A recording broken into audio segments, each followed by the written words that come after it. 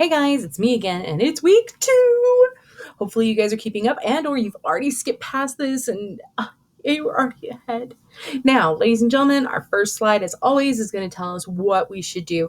Now, what slides correspond to what pages, and what due date would probably fit best. Now, remember, fast, fast, fast. Faster you go, the easier life will be. Now, moving forward, we have a couple of things that we're going to be doing. One is really connecting with the text. So we're going to give you a couple quotes. Read each quote and explain how it relates to the theme of survival. Remember, this book is all about survival. Everybody takes survival in a different way. Katniss really is survival above all else. Her big thing is to get back to Prim. It doesn't matter what she does as long as she survives. And some other people don't feel the same way. And we're going to look at different characters and how they do this. Now, if you go down first, Cinna has given me a great advantage. No one will forget me. Not my look, not my name. Katniss, the girl who was on fire. Now, remember, when we read, when we read, they explain much more in depth the fact that you need sponsors. And sponsors can give you anything. Body armor, water, food. So because she's from District 12, she's already the underdog. So her big thing is to make sure people understand who she is and why she's going to beat everyone else. So Cinna gives her a big gift when he makes her unforgettable. Now, moving down, a warning bell goes off in my head. Don't be so stupid. Peeta is planning on how to kill you, I remind myself. He is luring you in to make an easy prey. And more likable he is, the more deadly he is. But because two can play at this game, I stand on tiptoe and kiss his cheek.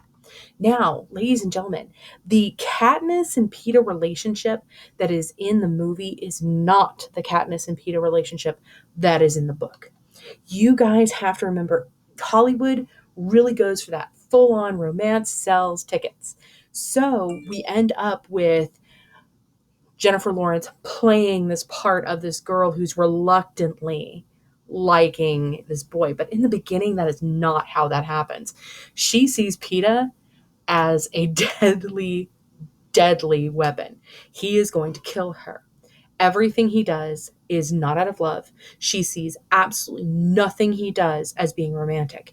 She sees it as manipulation. And in seeing it as such, feels justified in doing it back to him. So when we take a look at these two, how do they have something to do with survival? Now, be good and don't worry about that one too much. I know you guys got this. Number 2. Now, answer the following questions on the other side. So we answer this one here and this one here. Now, fill out the 2 boxes on the right side. Then you can use the information to answer below. What are the similarities between life in the capital and life in the other districts? This is hard. Okay, so first we're going to describe life in the capital and life in the districts. Some of you guys might have a really hard time imagining life in the capital. That's the reason why we've uploaded the movie. Go take a look for chapters 5, 6, and you're going to see some really strange things. Now, describe life in the districts. Now, let's take a look. We know the best district that we know is 12. So definitely stick towards 12. They've explained a little bit about District 11. So you might want to wrench that puppy in there, but definitely we know about 12. What is an AVOX? How does an AVOX fit into dystopian society? See slide 7 if you need a reminder, what is their purpose? Now, this is really important. Sorry. Bad bar. Going back. The AVOXs they're shown but not discussed in the first movie. And the AVOX are made silent. You gotta read it. It's kind of crazy. But you have to just decide, why are they made silent? And of course, this is where we're introduced, of course, to the characters that we met in the very, very beginning that are never, ever shown in the movies, which is the boy and the girl Katniss sees taken away by the Capitol. So be very careful. So please, please, please take a look at the AVOX. Now, quick write. How do teenagers typically rebel against society? Guys, sorry. Bad bar. Guys, you know it. Don't lie. You know how teenage rebellion. Now, probably not you, of course, but others. Now, up next, and tell me the big one. The big one is why? How do they rebel and why? One, what is surprising about Cinna, Katniss' stylist? How does he reveal himself to be an ally to Katniss?